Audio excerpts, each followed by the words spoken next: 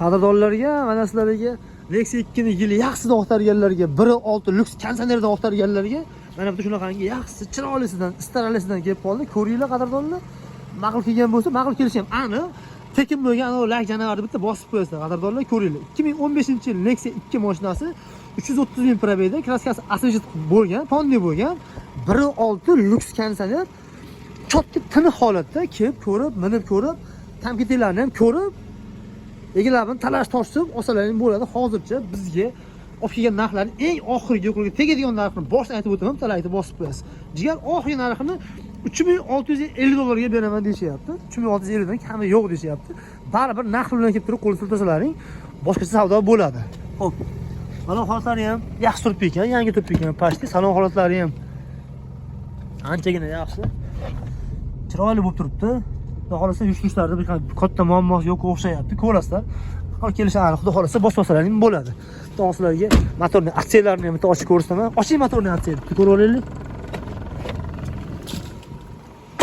Raqamlarni o'zi pastga yozib qo'yman. Ko'ringlar qadrdonlar, pastga sotildi degan yozib turadi. Erta bo'lsa nomer bo'lmaydi mashinalarda. Agar sotildi o'rnida telefon raqam turadi. O'shadan topsalaring bo'ladi. Men описаниеga yozaman. Telefon nomerini aytmayman.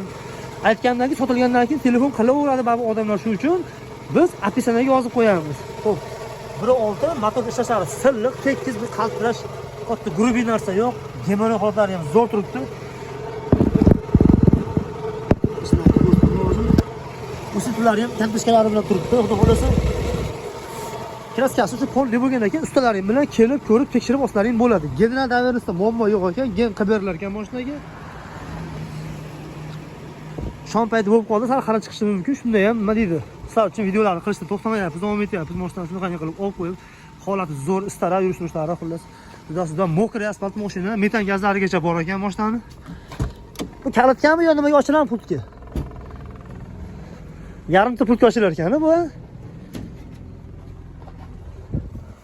Bu holatlari ham, bag'lari ham yaxshi ekan. Bu o'sha turing kallaga tushmaydimi? Endi kallaga tutsa ham obunachilar uchun olaman-da, kechqurun bo'lsa ham. Metan yili yaxshiroqmikan ish qilib? Bilmaysizmi yili nechiligini? Telefonda so'rasa aytib berasan shularni, ota. Xo'p, telefon raqamlarini hozir pastga shunday описаниеga yozib qo'yaman, qadrdonlar. Ko'ringlar, turgan adreslari Qo'qonda turibdi mashinani. Kelib, ko'rib, ma'qul kelsa barakani qilib olib ketlaring bo'ladi. Bizga olib kelgan oxirgi yo'qligiga teggan narxi 3650 dollar, 2015 1.6 lyuks kondisioner mashina. Qani bosinglar bo'lmasa, o'tarlar.